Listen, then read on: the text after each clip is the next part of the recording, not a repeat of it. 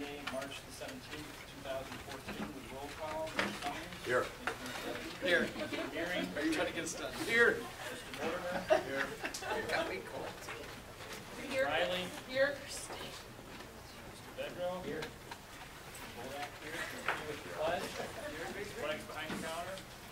I pledge allegiance to the flag of the United States of America and to the republic for which it stands, one nation, under God, indivisible, with liberty and justice for all. St. Patty's can't start till this ends. I didn't know if you guys stood up really because St. Patrick walked in. I said St. Patty's can't start till this ends. I want to approve the minute. Motion to approve the minutes of the board meeting of March 10th. Second. Motion by Meering, second by McDevitt. Any discussion? Hearing none, those in favor, please signify by saying aye. Aye. Those opposed? Motion and minutes carried. Brings us to correspondence, Abstain. which I have none. Any other board members with correspondence? Administrative correspondence? I just want to highlight the correspondence that was in the board packets. Our very own Mary Howard will be retiring in June, end of June, after 38 years with the school district. So I want to acknowledge all the contributions that she's made over the years and has been an integral part of this. And we have to make her promise that we can keep her on speed dial.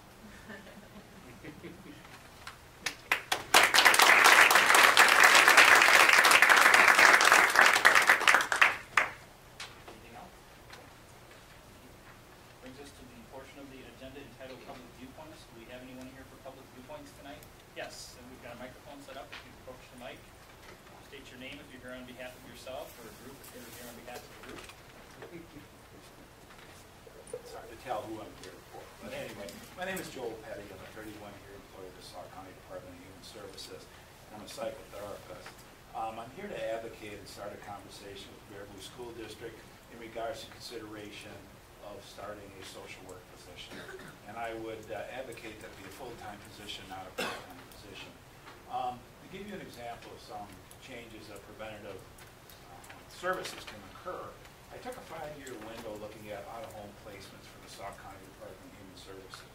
In the last 5 years, Sauk County Department of Human Services placed 402 children out of home.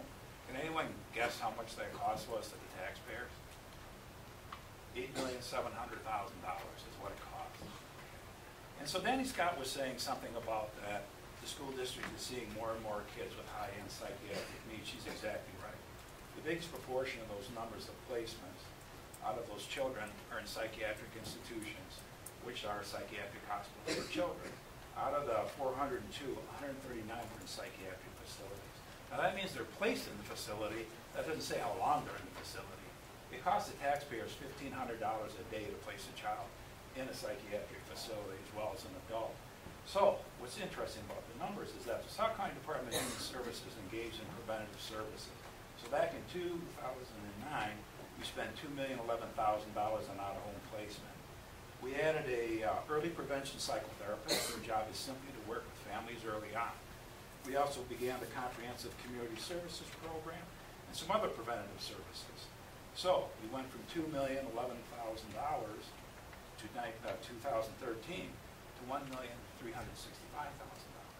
Now, as a taxpayer, that's a substantial savings, and prevention does work.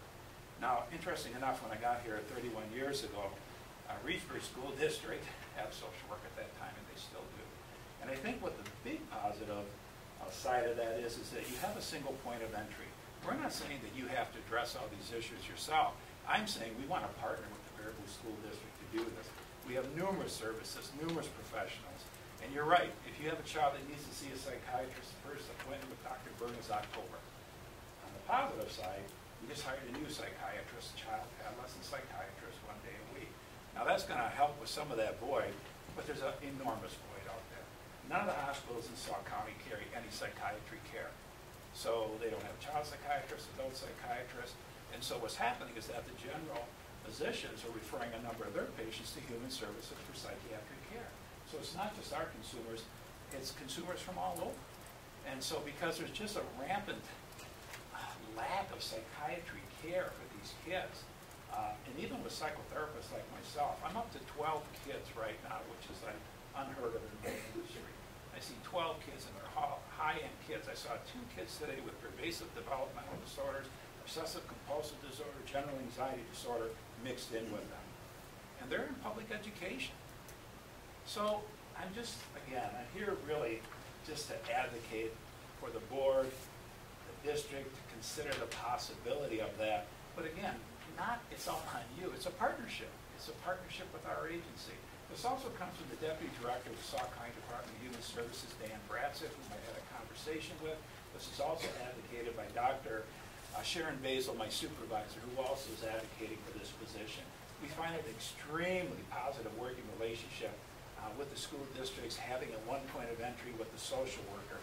And the other thing is, I think it's a loss of use of your psychologists to have them out there chasing truant kids, things of that nature. I just think it's a waste of their time. I know they don't mind doing it, but I still think it's a waste of their time. I think there's other venues that can be more appropriate for that. So I entertain any quick questions that people have them other than 2 items. I'm also the president of the Baraboo Common Council, so nothing about potholes on South Boulevard or mandatory recycling garbage. Because I've had enough spirited calls in the last few days that'll last me for a while on most topics. So any quick questions? Peter. Mr. Petty, I want to thank you so much for this advocacy, because I think our citizens fail to understand, as we've discussed in numerous occasions, that schools are the last bastion of protection for many of our children, and that cutting these services to schools is tantamount to cutting the throats of the futures of young children. Thank you, and you have my full support. Further, I think our population needs to understand that the economics that you've laid out, it costs hundreds of times more after the fact than to do preventative services early. I think just to add to that quickly, it's also the right thing to do.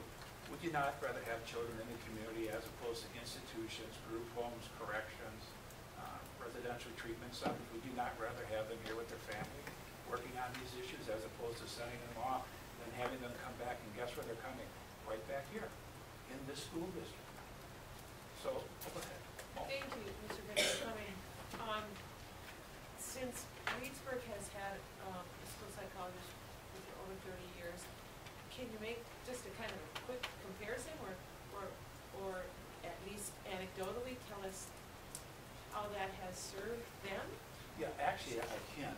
When I first got here, Marion Finger was a social worker, and then she retired, and then Julie Fleming became a social worker. Julie Fleming is a former psychotherapist with Sauk County.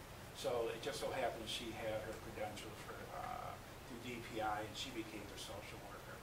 She herself, with her knowledge base, could understand the different psychiatric issues facing and challenges of the children.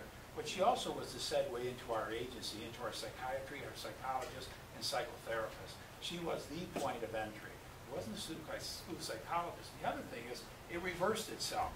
So when we needed to go back that way, and we needed assistance with someone going into the home and doing it, she was willing to do that. But it's like a lot of things in employment, it's only as good as the person you hire. You have to hire a person. And the other thing that was exceptional about Julie Fleming, she was bilingual. She spoke Spanish fluently. And as we all know, that's a big issue in our industry too. More and more Spanish-speaking people. But they're out there if you look for them. But that's a good question. It is. It's a two-way street. Not only do we provide them assistance and service and the coordination in a timely manner, they can reciprocate it. Mr. Petty, thank you for sharing that information. That's very helpful, I think. And we will be having a discussion about that position at our next board meeting on April 14th. In final closing, I'd be more than happy if anyone needs any data, other data. I just pulled this together quick for tonight's meeting, so it was kind of, I didn't spend a lot of time, but I have a nice little spreadsheet that outlines that. But I would be happy to be the point of entry for Sauk County Department of Human Services. If anyone has any questions or you require any information, contact me directly. I'll make sure you get it. Could you then submit like some of that and get like to Mary Howard and she'll get it to us?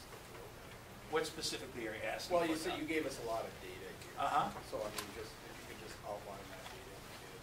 Sure, yeah, I could put it more in a narrative form. Sure. Yeah, that'd be good. Yeah, Thank you. will do, okay.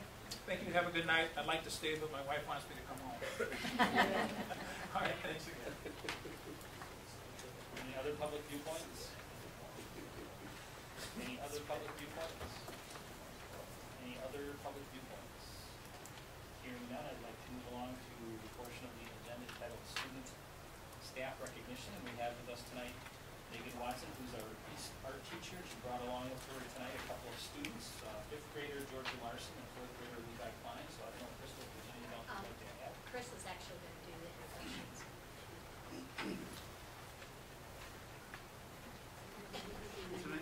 Tonight we recognize Mrs. Megan Watson, art educator at East and at West, for her good work with our elementary students.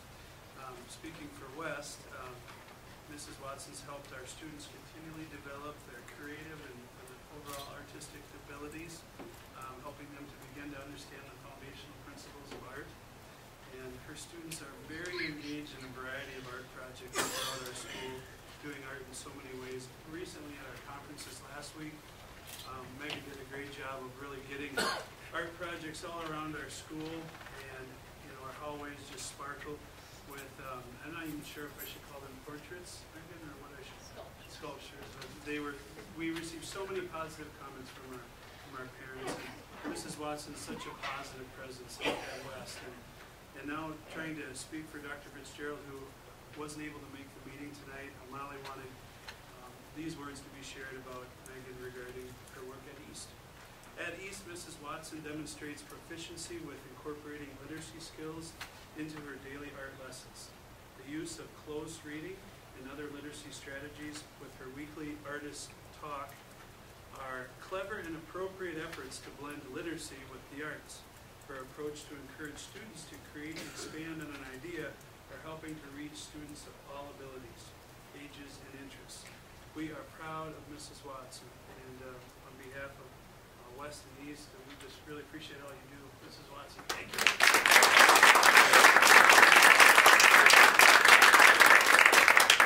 Megan, would you like to introduce the students who are with us tonight?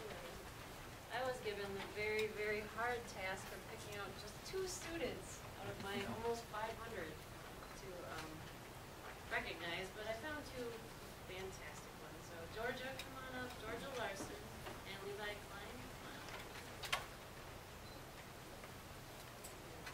I have some artwork of theirs that I want to show you. These are the kind of students that make teaching fun, because they're the kind of kids that come to me, before class or after class, and they show me some extra things that they made on their own, that they like to do it outside of school, and they bring me things that they learned in previous years, and they show me that they're still working on it. It's just awesome. The close reading that Chris was talking about is, I start out every class with an art talk, because I think that reading art is a whole different kind of literacy. It's very close to regular literacy skills, and so we use the same techniques and 3 steps of it, but it's kind of a way of communicating with people. Even if you don't know their language, you can get messages, and it's just the best form of communication out there is the arts. I like to have classes that make kids feel important when they come, and lots of free choices. It's not at all the same thing as having art in a classroom with classroom teachers. Very, very different experience. And I invite you to come and experience my art class too. I'm going to show you some of Georgia's artwork here. She hasn't even seen this yet, but I've been collecting self-portraits that she's drawn ever since, I guess you started me in kindergarten, no, 1st grade. Yep. So she's come a long way, so she hasn't really seen this in a long time. I've been seeing it. And so that was her 1st grade, and you can see how far she's come by 5th grade, where we had a long study with value. And she has a ceramic piece too. Of course, she's made many, many things, but this is another one that she brought along. She used the foil technique. This will be the action. And Levi, the ones I can find of his that I currently have, where he did a study of Georgia O'Keeffe. Georgia O'Keeffe was one of those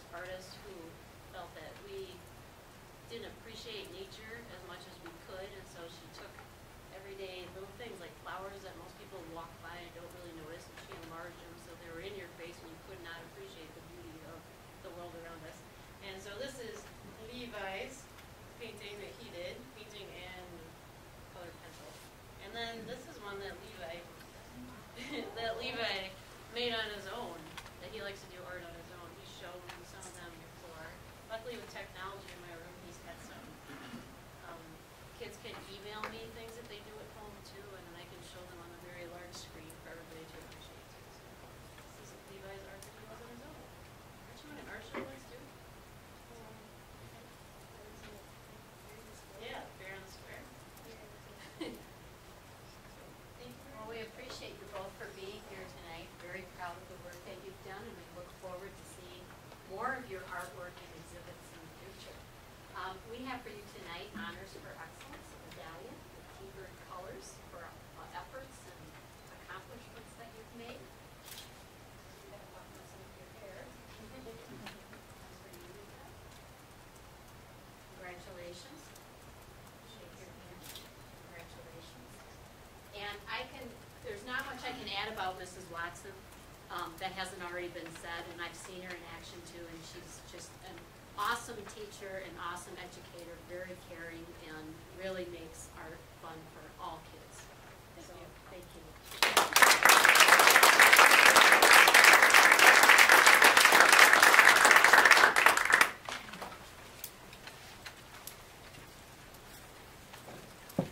Okay, up next under reports, we have the 2014-2015 budget update.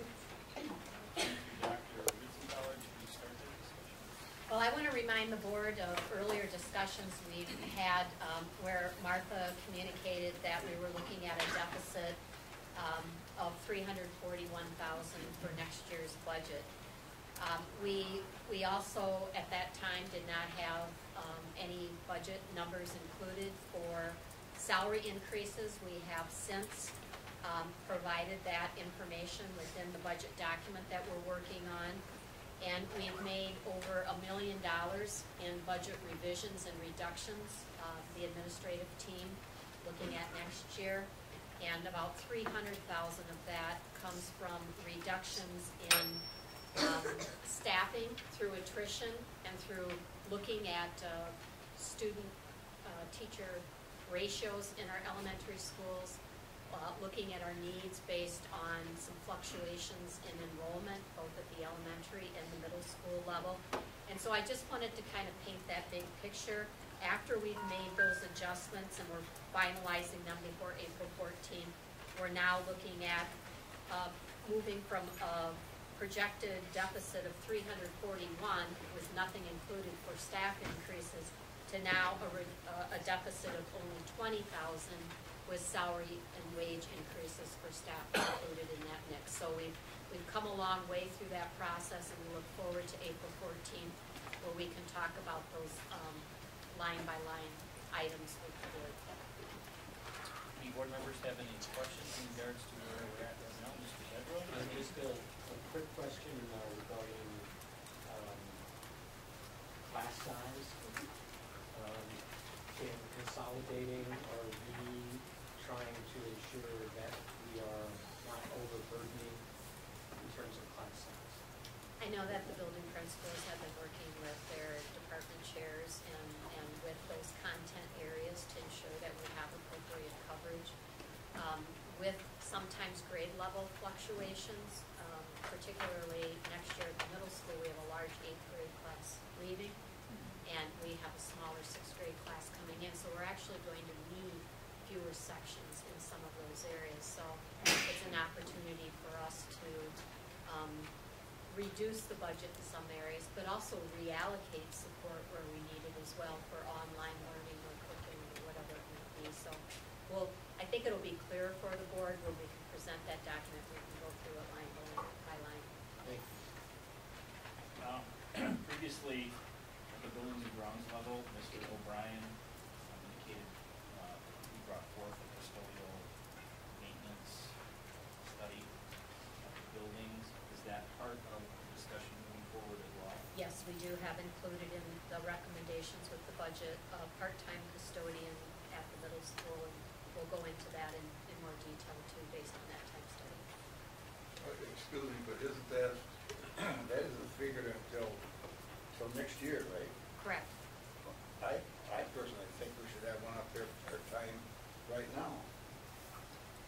To help I Jeff guess out. if we're gonna look at this year, you know, we have not budgeted funds. I prefer that Dan be here for part of that discussion. Is he planning to be here the next week?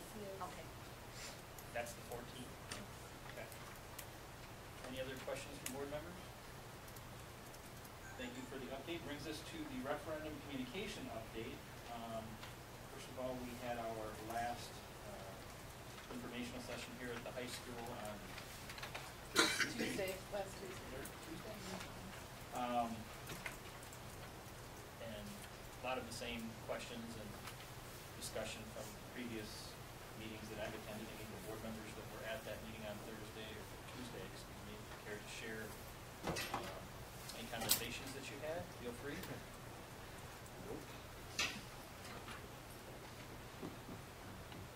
Nothing that happened that night was different than what we've heard before.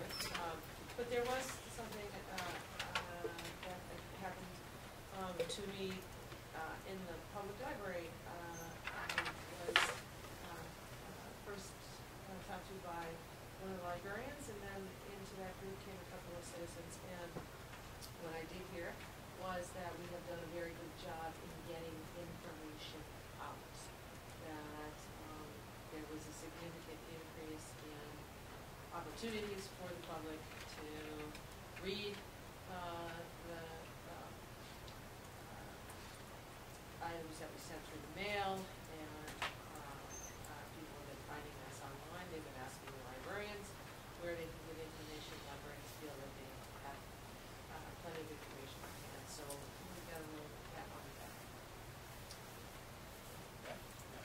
I would just also add, although I was not at that meeting, that the coverage of the BNR, and especially with Annie covering our meetings and promoting to the community our strategic plan, the relationship between that strategic plan and our facilities improvement, why we're having this referendum, the meaning of this referendum, the importance to our educational community, to our children, to our buildings, both in terms of safety and maintenance that have been deferred for way too long.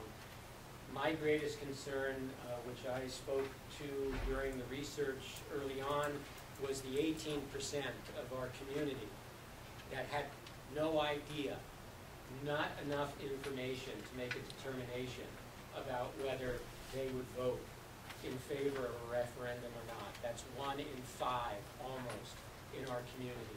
I think that number has been reduced significantly, and I want to really applaud the team of the board, Dr. Ritzenfaller, all of the people who have combined their efforts to bring this forward to the community, and again, especially to the support of the BNR for this kind of coverage. Any other comments from the board? Martha and I presented at the Chamber today, Chamber of Commerce, and it was a well-attended meeting. The place was packed. It wasn't standing room only, but it was close. But well received, of course. The Chamber is a very supportive group of the school district, and they've been helping disperse literature by having it available within their lobby, and being good stewards of pointing it in the right direction if somebody has further questions. And so it was a good group today. They had the same positive comments that you did, Paul, that they felt that there was plenty of opportunity to hear and learn about the referendum. And they really only had maybe one question, 2 tops. The Chamber has been instrumental in getting the word out. I think the last 3 or 4 listservs that they send out on a weekly basis has all our informational nights and our school tours, so they've been great. And then just to finalize, the last postcard was dropped at the post office today, so people should be receiving that in the next year or 2. Thank you. Anything else from the board? Brings us to continuous school improvement. We are pleased to have with us tonight Aileen and her team of teachers to talk to us about educator. We're going to be using a lot of acronyms tonight, so hopefully I identified them. If I haven't, stop me and I can let you know what they mean. As you know, the educator effectiveness system will go into full implementation starting in the fall. And last year we were involved in the developmental pilot for the SLOs, student learning outcomes. This year we're involved in the full pilot, which I can tell you, which will explain to you what that means. And so the district participants are there up on the board, and a couple of our teachers are sick, but Liz is here and can explain on her end the different things that they experienced when they went through the pilot. The full pilot included principal evaluations, which is very comprehensive. It has not only observations to it, but it has the outcomes, whether that be the student learning outcomes or district outcomes. Very complicated, actually. And the teacher evaluations, which are different than the past, and Liz might explain a little bit of that to you in a minute. They also include the student learning outcomes, 50% and 50% observations. So we were involved in the full pilot of that. We had the use of educator effectiveness coaches, which we'll explain, and then TeachScape, which you will be hearing a lot about. This is very timely, as on Wednesday, the state is going to be here at UW-Baraboosac County with Charlotte Danielson and launching everything from the pilot. So I'm sure there'll be state media included in that. So before I get long-winded, we want to make sure that we've got all our players here who can jump in. Principal evaluations. The main evaluator in this pilot was Crystal, and so would you like to explain? Well, I think it aligns very well with the process that we're already using with our administrative team, in that they're producing artifacts and evidence that demonstrate progress on goals that they've set up at the start of the year. Got a little late start on it because it can be very overwhelming. And it's a very different way to collect data. When you go into a staff meeting and you write what you're observing. And so it's been new. I've been very appreciative how open Glenn Bilston and Nick Carls and John Gunnell have been with being open to having me come in and do that. And I think it also shows the teachers that the administrators are going through the same kind of process, and we're all learning together in this process.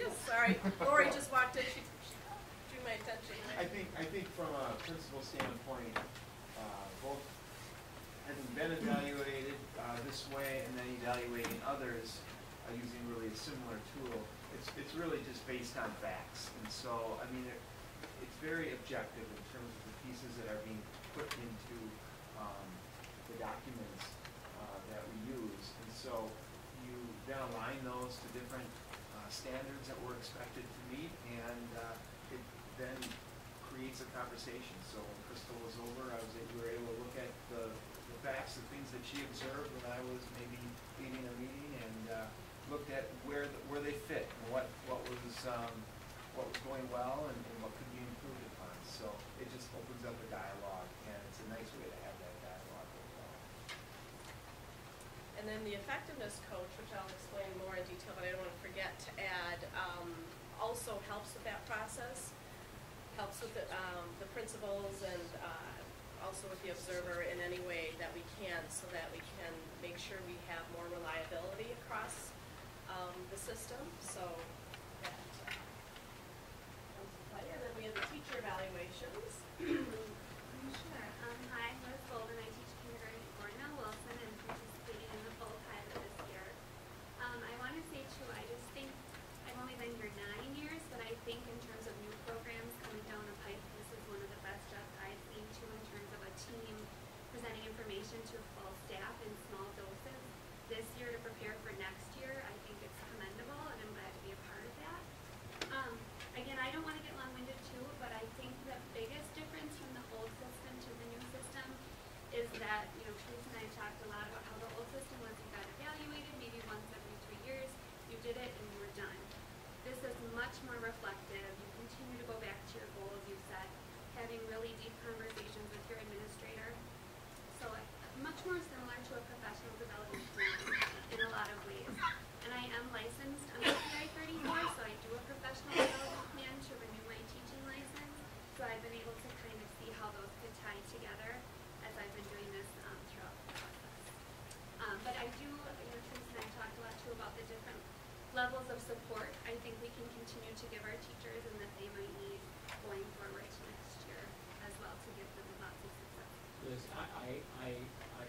wanted to understand more clearly.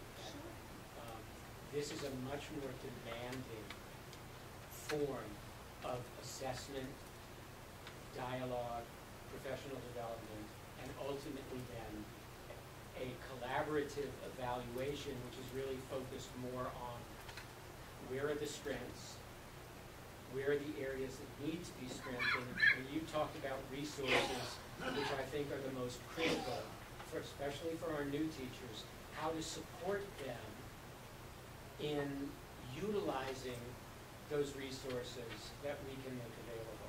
Simply having resources is not the answer. There has to be, as I think all of you have dedicated yourselves to, a kind of peer support to help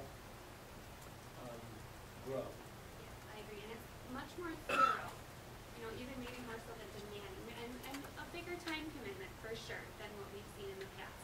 And just very thorough. As you mentioned too, there's a huge self-assessment piece that you do at the beginning of each year, which I think too just helps guide you through the whole process, and it will be important for teachers to take that very seriously and look at not only their strengths and be able to kind of, sometimes I think we fear promoting ourselves, and that's what this system is allowing us to do, is look at all the great things I'm doing in the classroom, but yet also be able to see where some of your shortcomings might be and how to continually improve upon those. We had, I guess I skipped, Nick was the evaluator for Liz in the pilot. However, Glenn, do you want to explain possibly how that's different as an evaluator of teachers? Well, there's more opportunities you're really expecting. There's more check-ins with the teachers during the course of the process. So you're checking in at the beginning of the year on the SLOs and the PPG, and then you go through with walkthroughs, and there's a prescribed number of walkthroughs you need to do, and then there's conversation around those. Then there's the evaluations themselves, the observations, and so then there's an immediate follow-up with that.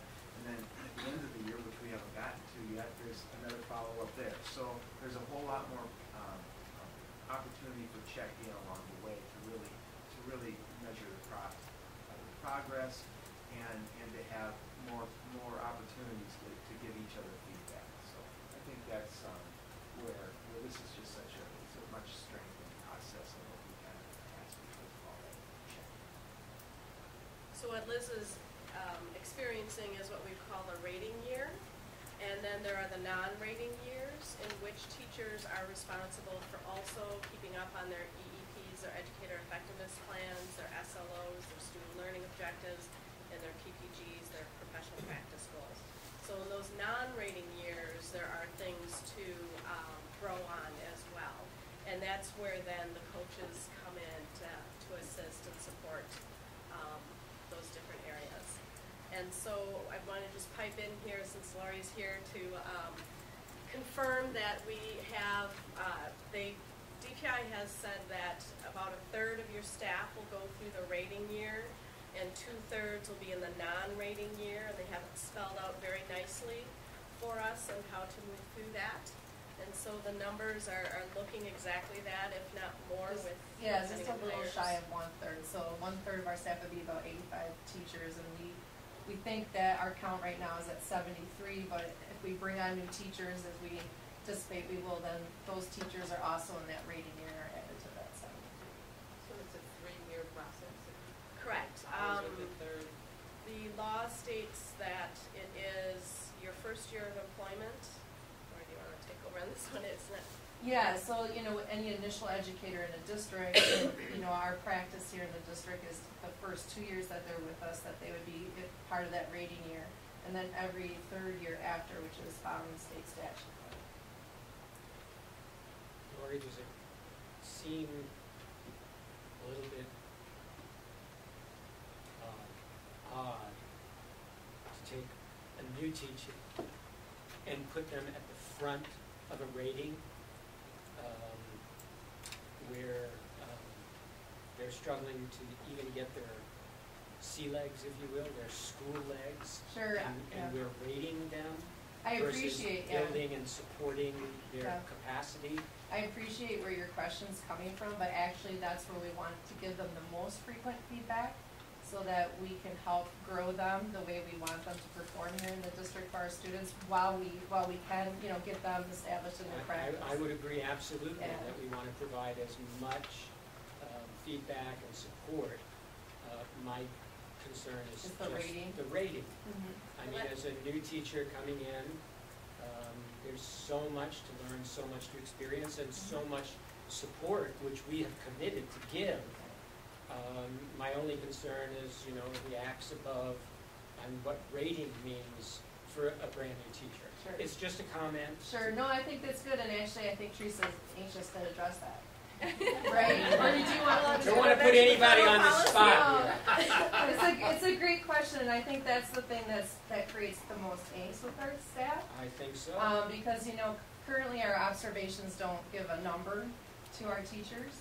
And so with the system that DPI has created, and DPI has a response, you know, to our federal government to have a rating.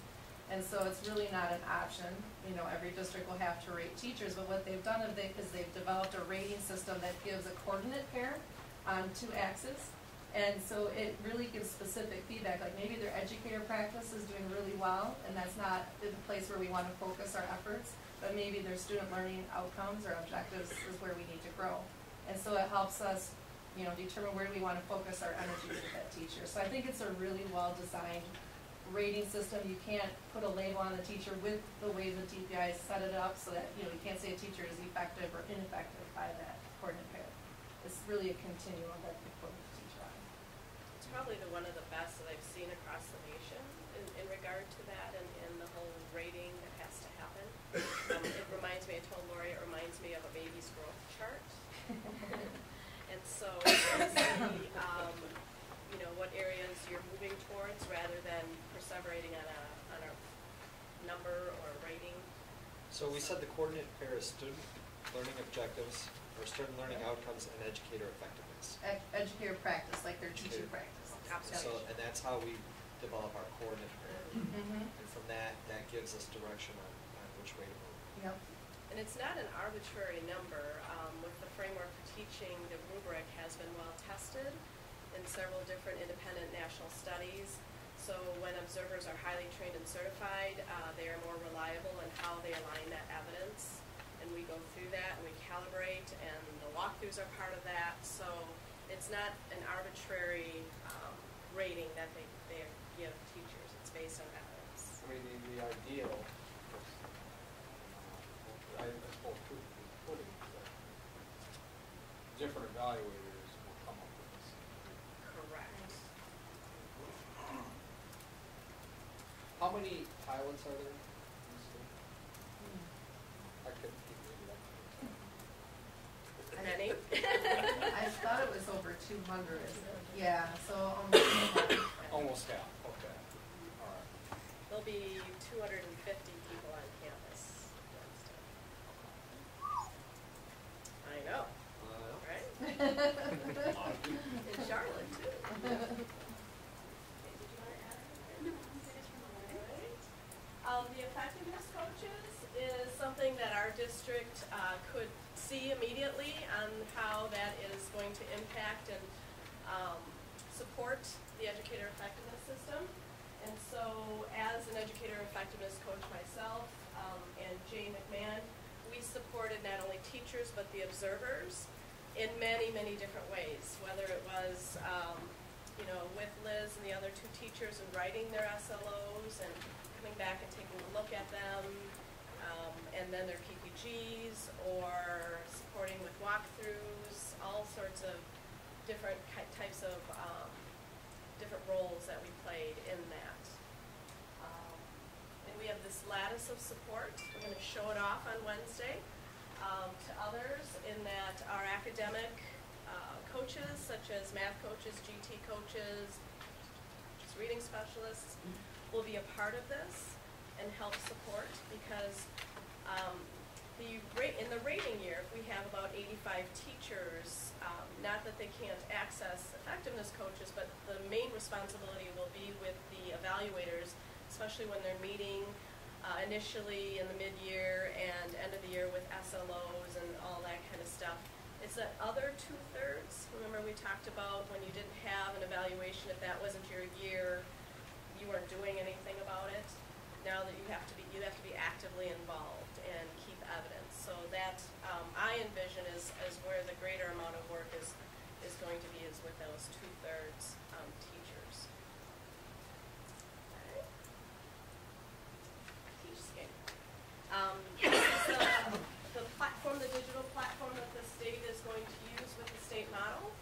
And in that, the evaluators have their different modules that they use when they evaluate. The teacher does as well. Liz has experienced that. In fact, she's probably one of the best, certainly in Marabou, if not in the region or state, I would argue, with navigating TeachScape.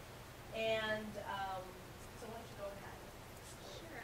TeachScape is just the technological platform where teachers will keep track of all of their goal information and how you came about producing those goals and which students will be working with, along with uploading all of your evidence, not only evidence of your professional practice, but possibly student work samples, video samples, things like that you've uploaded. So I can see a good partnership coming with our technology department too, especially in the fall, in educating teachers on how to upload some of that information. It's kind of like a digital resume, like beefed up a lot. Well, we had Landon Brownell here with his online course. He had the links embedded in his thing with evidence and artifacts. It's the same thing. Now, does that digital portfolio essentially become portable? I mean, does that go with the teacher to a new district? Is that used for their review? Step 2 yet? I love you. No. So in the TeachScape system, every teacher has an account, but when they leave a district, they have to make sure they download that, and it will get cleaned out for wherever they might go next. So it's not portable, but they're savvy, just like Landon was too. But districts that interview, especially teachers with experience, will be looking for this information from the teacher. Is that what you're saying? They won't be able to collect it. I mean, I suppose, I mean, if they ask the applicant, for examples and things like that. Yeah, we could ask for evidence and artifacts, but, we don't ask for evaluations now. Currently, Certainly, yeah, we'd be so looking it's for the same. ratings, but certainly artifacts. How about through the evaluator's lens on TeachScape? It was a rigorous process for us to be certified. How many hours of training have you done with us? Oh. As a team, I mean, it's been days worth of practice and calibration, and we all had to take the rigorous test to be certified to use TeachScape to evaluate staff, and that's a requirement for the state model. And, depending on how quick some of us are as test takers, it could have been anywhere from 3 to 8 hours of testing, so.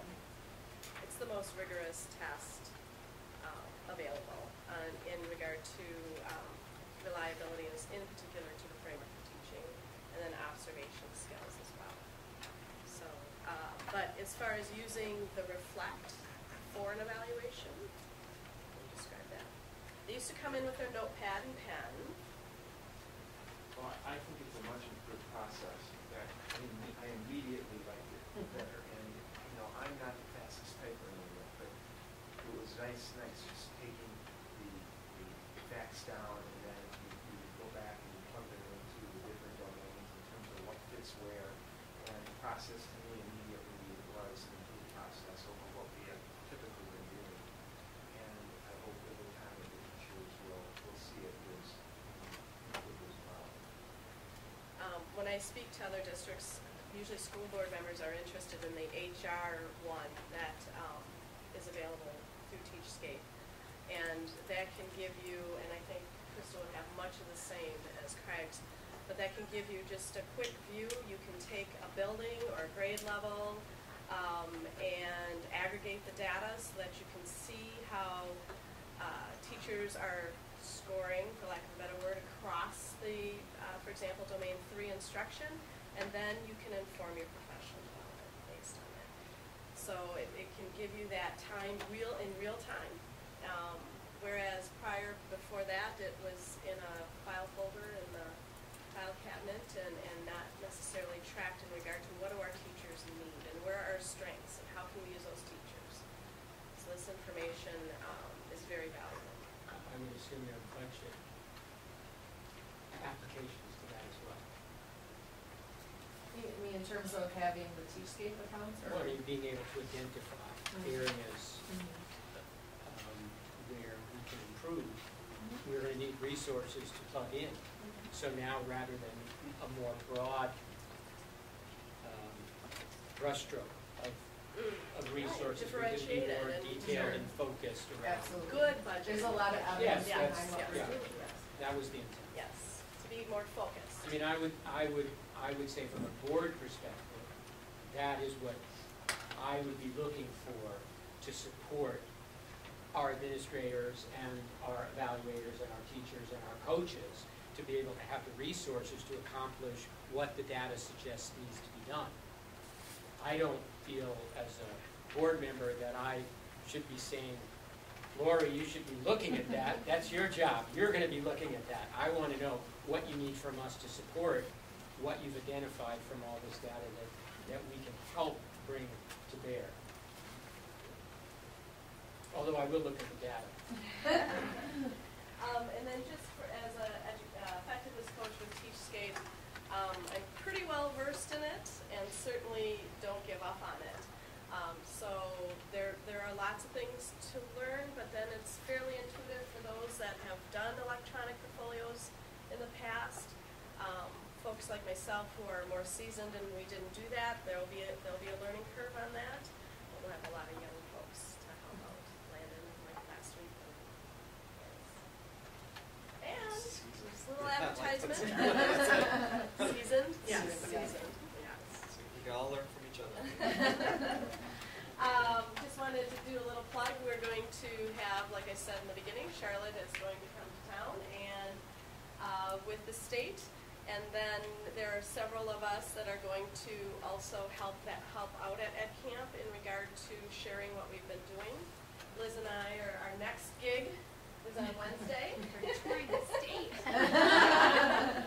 And I'll also be doing something on the overview of the framework of course. And then I think Jane is doing something on SLO. And John's part of a principal panel, John Goodell. When does this start? 8 a.m. Goes to 8 till 4. Big day. Okay.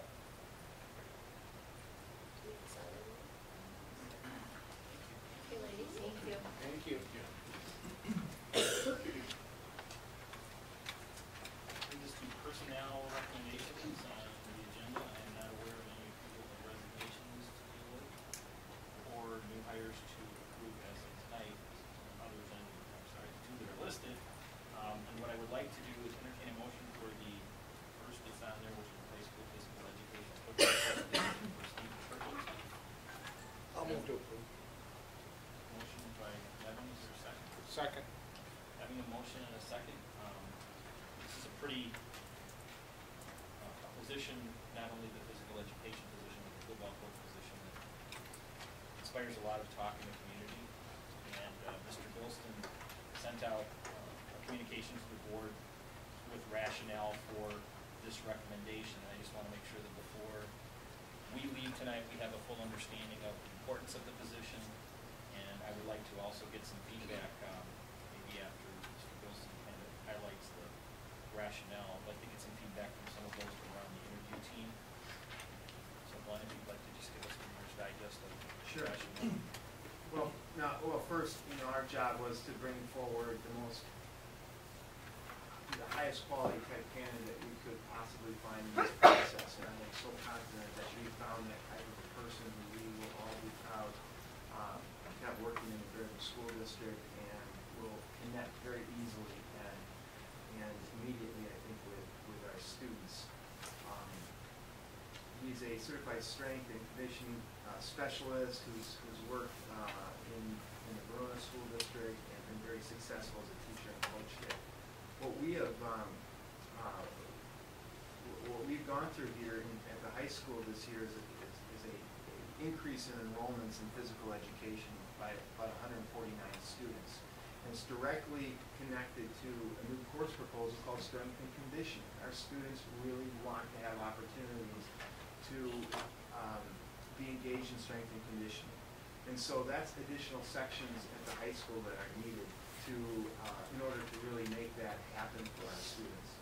So what we have is a need for additional staff at the high school, and what we looked at is we want to create opportunities for all of our students. We really want to expand before school and after school strength and conditioning opportunities for all of our student athletes and even our non-athletes who want to get better, who want to get stronger, who want to do something good for themselves. And so we're creating a time before school and after school where we will have a certified person in that weight room and in related areas to help deliver well-designed strength and conditioning programs for all of our students who are interested in that. It's also a way to support all of our co-curricular coaches, those coaches who need extra support and really expertise in how to design the right type of strength and conditioning workout for their student athletes in their respective sport, whether it's tennis, whether it's golf, football, or any other sport. And our coaches, as talented as they are and as hardworking as they are, this doesn't necessarily come easy for them, and they aren't necessarily trained in that. So we have an opportunity to really, I think, address a lot of needs, to provide some expanded programming for our students during the school day, to expand programming before and after school to support all of our co-curricular coaches, and also to create opportunities for online physical education. And we're trying to, expand our online programming. And Shelley Gilmore was here a couple board meetings ago to talk about that. Two areas that we know we need to target to expand more is in English and in physical education. So we can create a block of time for one of our PE teachers to take on some online responsibilities, which eventually becomes, revenue for our district. So the other thing I think that we need to also, face is the fact that we really have substandard facilities for strength and conditioning in our district, and that's really probably putting it nicely. And what's even more important maybe than having a state-of-the-art place to have strength and conditioning taking place is to have personnel, really trained personnel and caring teachers and coaches who are there to design these programs for students. And we have the opportunity to do that, and we'll be able to address the facilities down the road. But right now, we have a chance to address the importance of having personnel that are working with our students and our coaches. So, in a nutshell, that's what this is about. And again, I think this is more than just about athletes. This is also about all the students who might want some opportunities to be able to do some good things for themselves and to live that healthy lifestyle. And the reason why both of the recommendations are coming at the same time is we referenced this a few months ago, I think, with the board, and that we were looking at developing a process to improve co-curriculars, and one of the critical elements of that is getting the right people in those positions. And so Lori's been working with the building principals and Jim collectively to fill needs within the teaching areas as well as the coaching, so that we're not doing one necessarily before the other, but they're happening together. So it made for, I think, an interesting interview process that maybe you want to spend a few minutes talking about. Sure. In the end, it looks, I think we had about 26 formal applicants online. In my mind, really, the interview process started December 27th. I had the candidate met with 2 over Christmas break.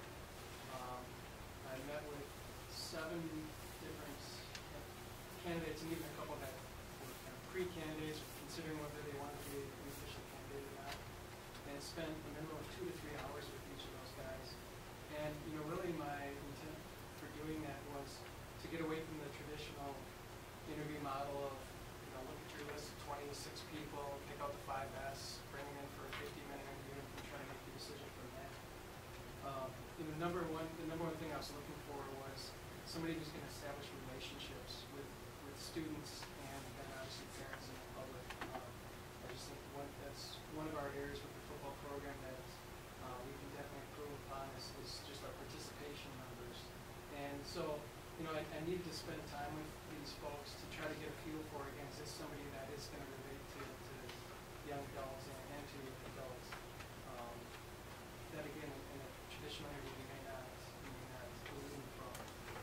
So again, and talked to some really high-powered people, and it was really impressive. I think the pool we had was exceeded even what I was expecting or hoping for. There's some outstanding candidates, and Steve rose to the top. So besides relationships, the number 2 thing I said I was looking for was somebody who has been a part of and contributed to successful programs. Somebody that knows what success looks like, the hard work that it takes to get there. And one thing about Steve is he had been with the head coach and another assistant from day 1 in Verona, which was 2000. So 14 years, and he said when we got there, he said Verona was just like you guys. We were last place in the graduate conference, struggling to get students out for the sport, and he said we built it all the way to, they played at Camp Randall, they won conference titles, they've been in state semifinals, 7 conference titles I believe in a row. So obviously he fit that bill, and I guess I'd say lastly, the thing that then separated him from the others in my mind was, as the more he and I talked, he obviously very proud of the program there and what they've accomplished, but you could just hear in his voice and the pride that he takes, as a strength and conditioning coach, not only the football success, but across the board. They've had success. Well, they just won the state hockey title a week or 2 ago. They've been state in boys basketball, girls basketball, volleyball, softball, and again, he takes just as much pride in that.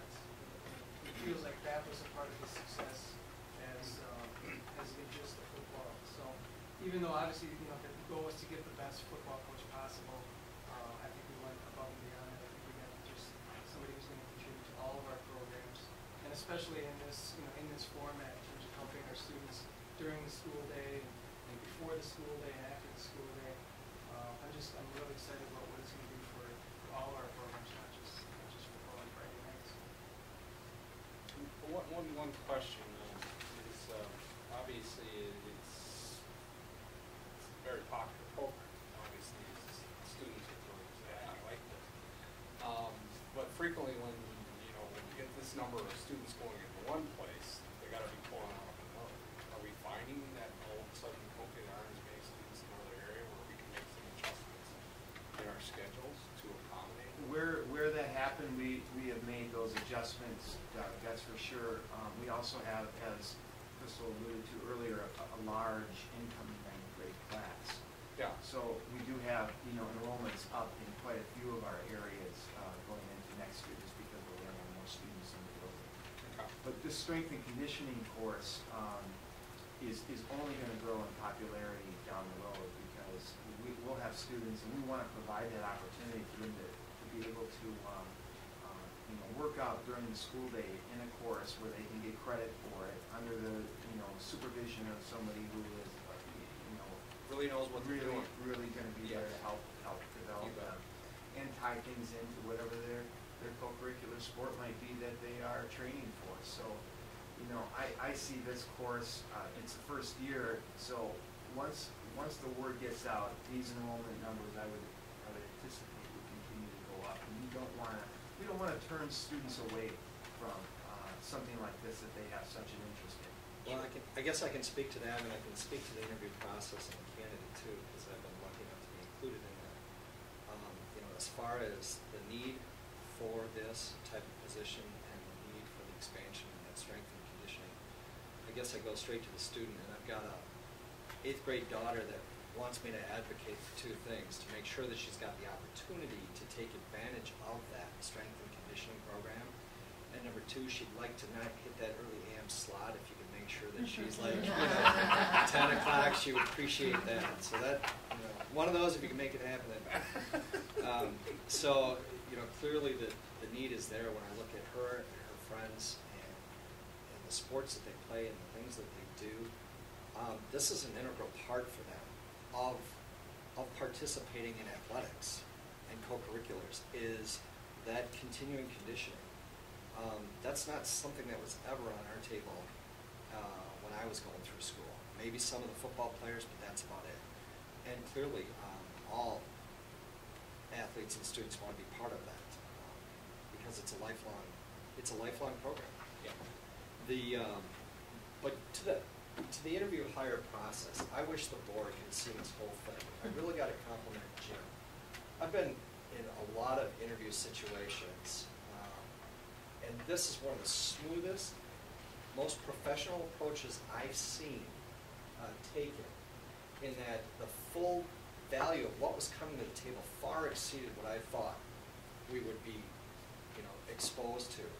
And I got to see one of those pretty candidates coming out of the Illinois marketplace. One of the top programs in Illinois, in the region, in the Midwest. One of their assistant coaches calls up and says, "Let me take a strong look at Baraboo and tell you what I'm about." So I got to meet one of those pre-applicants, and eventually they said, "Wait a minute, you're not going anywhere, right? We got to keep you here." Well, he did mention that the facilities were a little, but the idea that they're coming to Baraboo says a lot, speaks volumes about us. But the process itself, involving, we had varsity coaches in there, we had football coaches of the existing program in there, we had PE teachers, we had Lori, we had Glenn, Jim. I was lucky enough to be part of it. We had community members, and going around the table, asking lots of questions, and then to keep in mind what the process is that then Jim brings in students, he brings in juniors that are part of the football program, and sends Steve off with the juniors just to talk amongst themselves.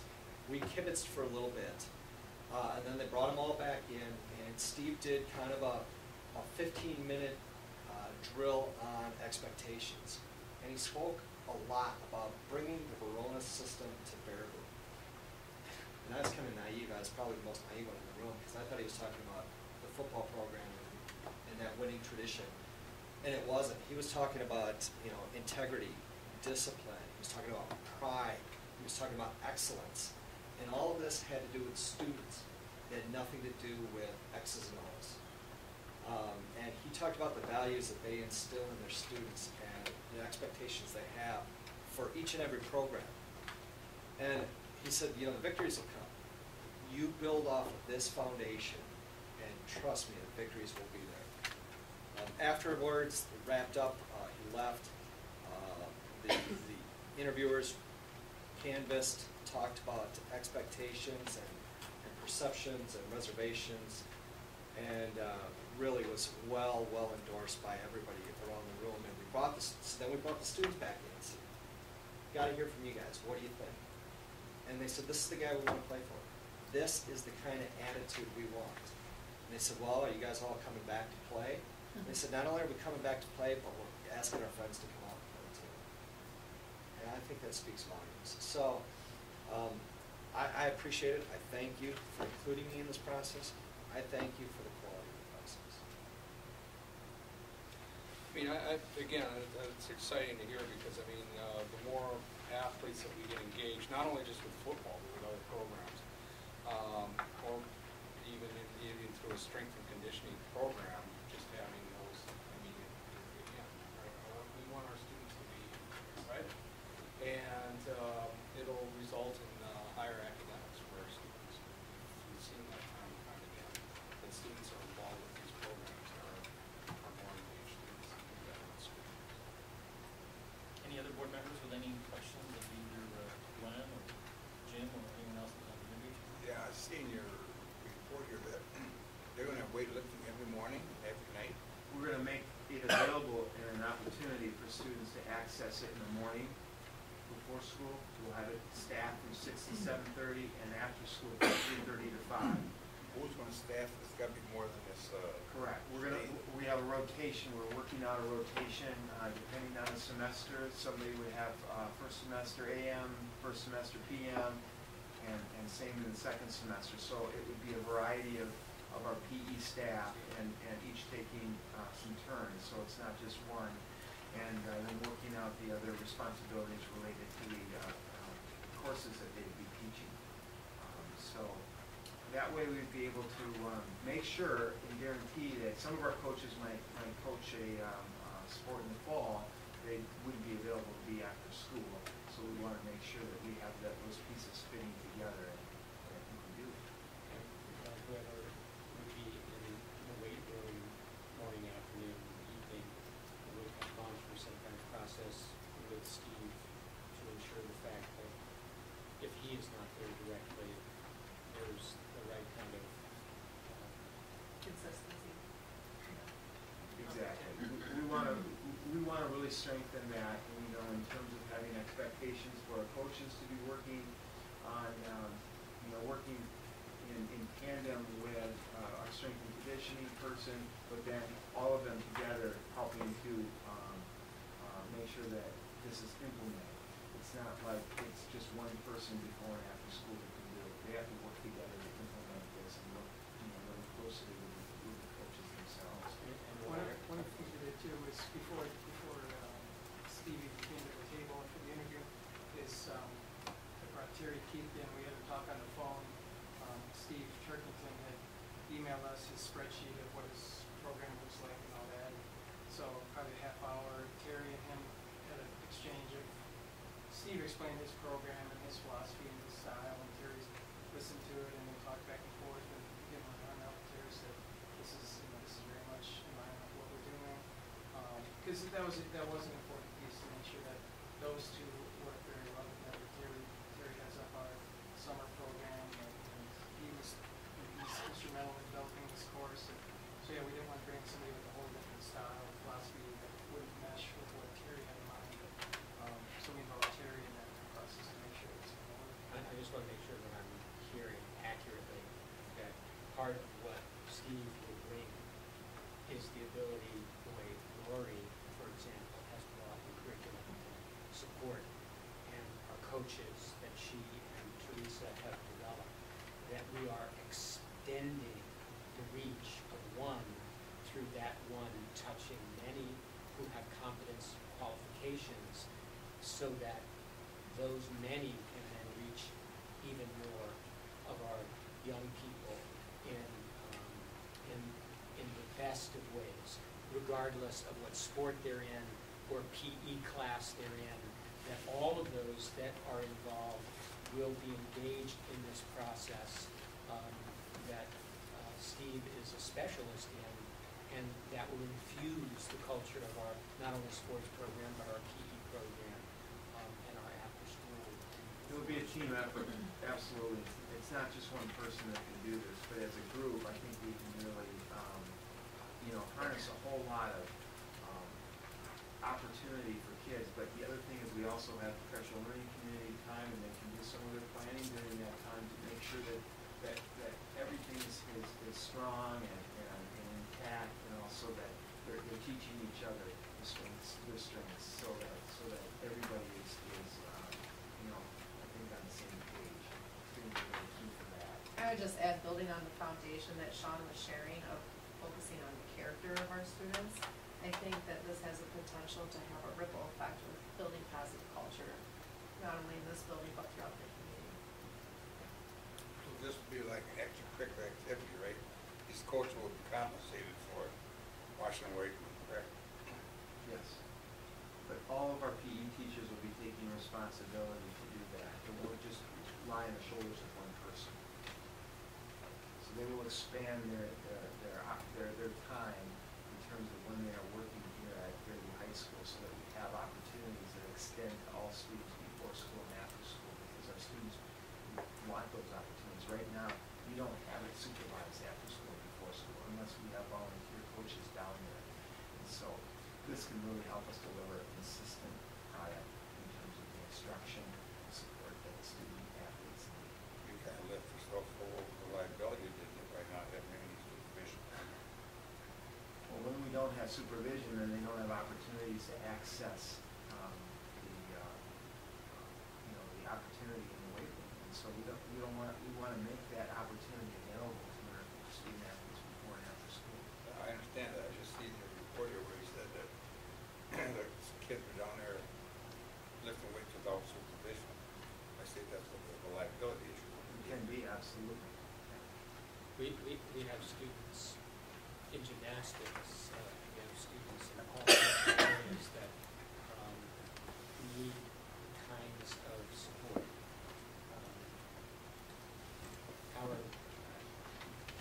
Part of the greater concern, of course, is going to be then to create facilities to support the personnel, as you've said. And of course, that is another phase of our strategic development for the schools. I have talked a lot about the whole child, not just academic or student achievement as an intellectual process.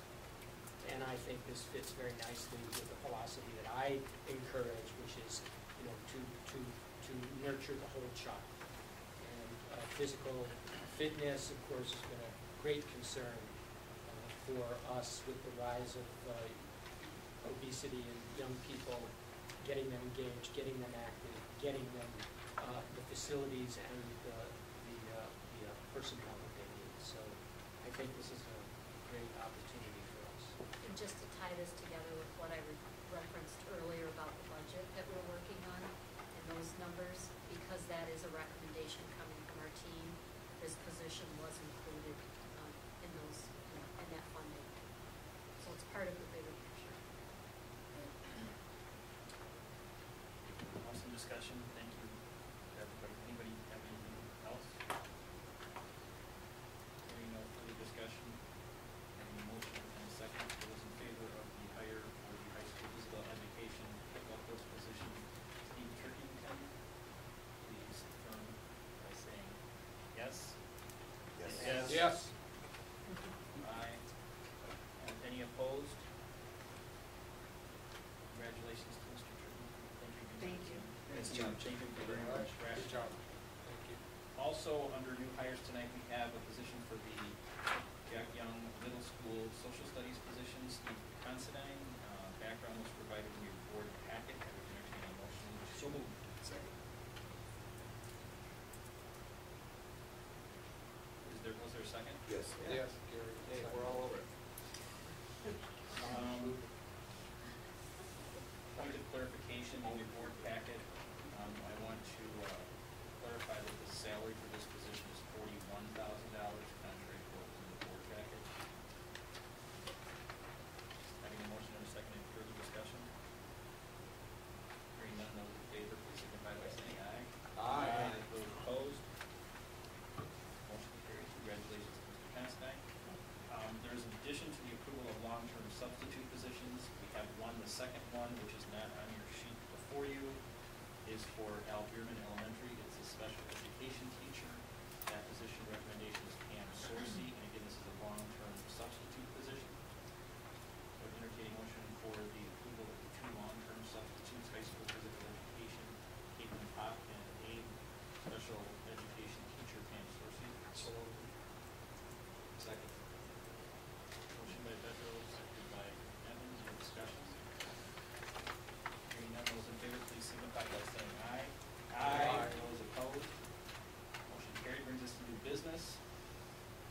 First of all, turn to finance and Mr. Devon for the approval of the receipts and disbursements. I move to approve the receipts and disbursements. Second. Motion by McNevin, seconded by Cummings. Any discussion?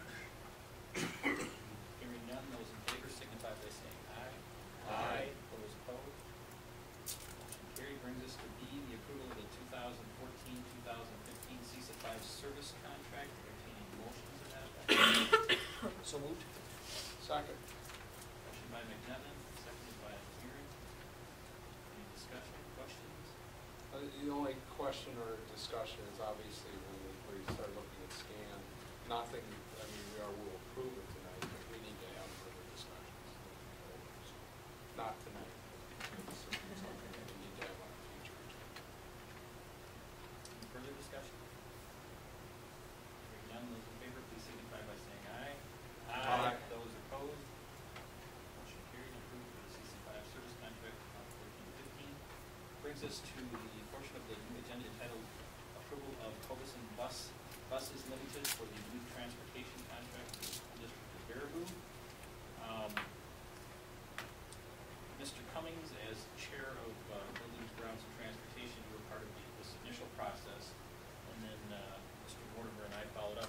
just kind of give us a little background as to how we got to the point of recommendation tonight?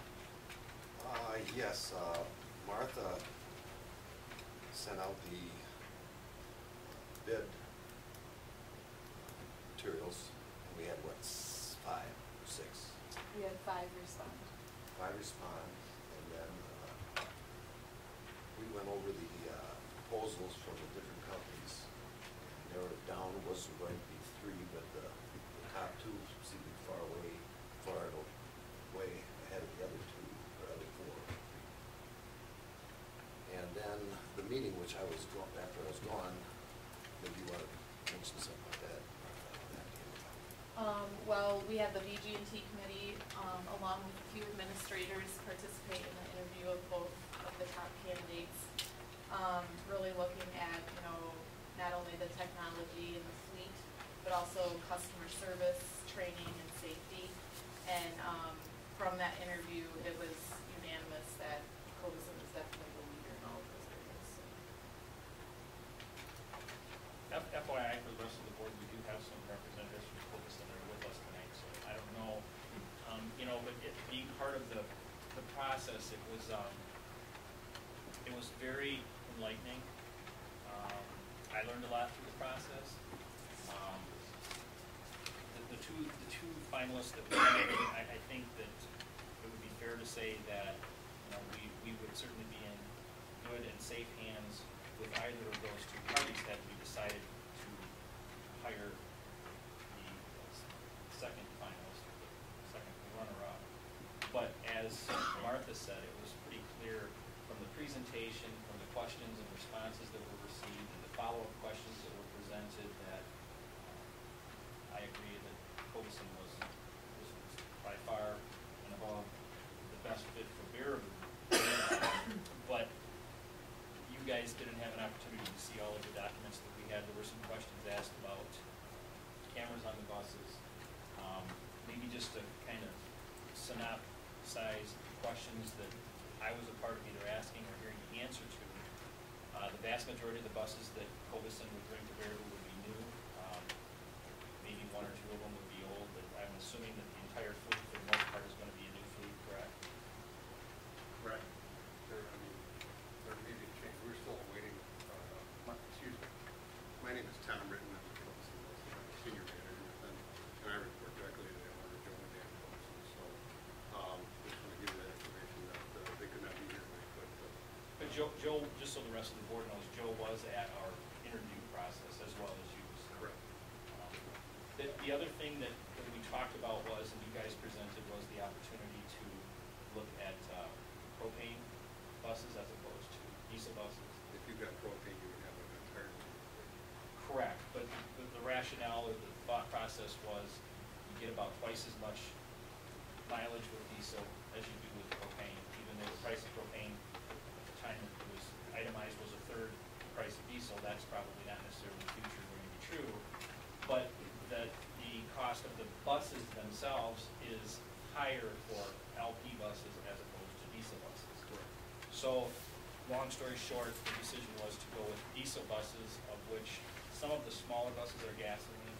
They're less than. Our little bus we buy gas. Yeah. And so the rest of the board understands the district pays for the fuel for the vehicles in the fleet. There's some discussion about potentially in the future having a central location for the fuel, which is not how we currently do it. We go to a provider or providers to get the fuel. Correct. If we had a central location, we would buy it. Another thing that I was interested in and impressed with is the terminology, right? The pre-fire or the heater, what's it called? Direct fire heater? Yes. We use a brand name called Avasta, and they can be programmed to, what it does is it heats up the fluids in the bus, so by the time you start the bus is already warm. And then you already have heat. Plus, you don't have to plug them in, because it does heat up the fluids, and we don't need the direct plug-ins. So, I mean, we use them in a console, as far as here, we've never had a plug-in here.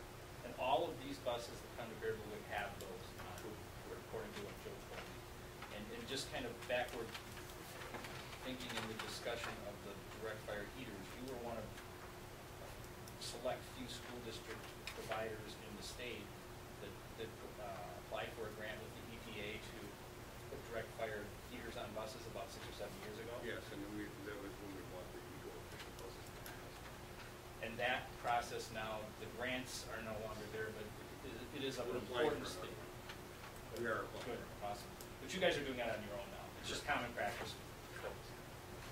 In terms of diesel, environmental controls, our vehicles that we purchased since 2008 have been 2010 standards, which is just recent standards for eco-efficient buses. And they give a lot less emissions in your car. And so they're very efficient. They burn almost entirely out of fuel. In fact, they have to be what's called regenerating. And once it builds up some of this emission in the system, it then goes through a process of burning it off. And so the burns emission, the leftover emission, about 99% equally efficient. What will the fleet do for those? That, we will be in negotiation with Mr. Hoppy about this facility. We'll also look at, the areas, but that would be a first step. Any other board members with any other questions? No, that being the case, I'd like to make a motion for approval of Holmes and Buses Limited for the new transportation contract as specified by law. Waiting for a second. Motion by Cummings, seconded by Mortimer. Any further discussion? just a question on a central location for diesel, you were saying, is there a area that you've been looking at? Does the state have something? Does Sauk County have something that we can partner with? I don't know what the county uses. We do have in some parade, we have to deal with the county, they actually fuel on our site, or actually the city, I should say. And then Adams, which we recently were with a contract there, we also share facility with so that's a quick, we get a very good bargain too.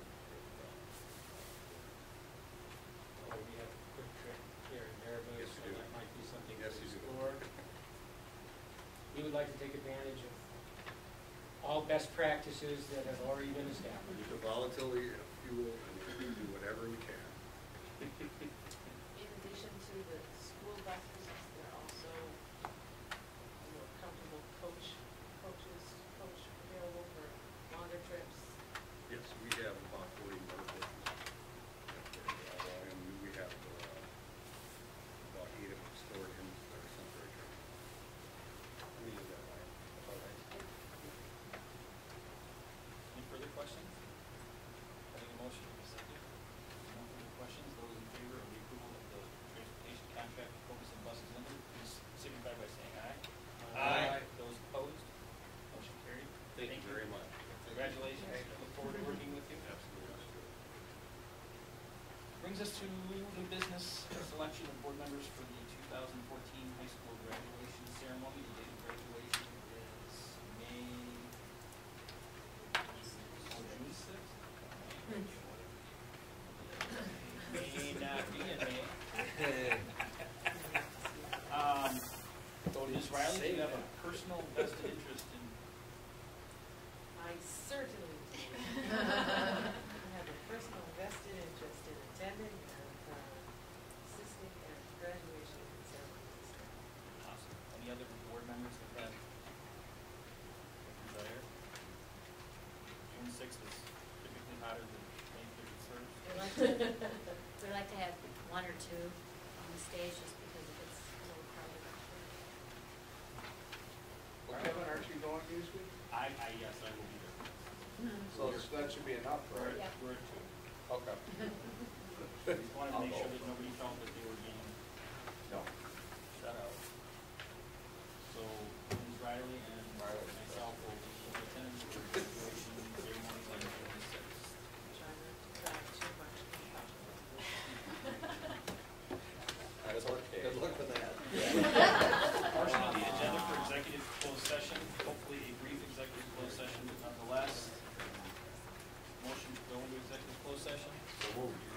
Second. Motion by Cummings, seconded by Bedrow.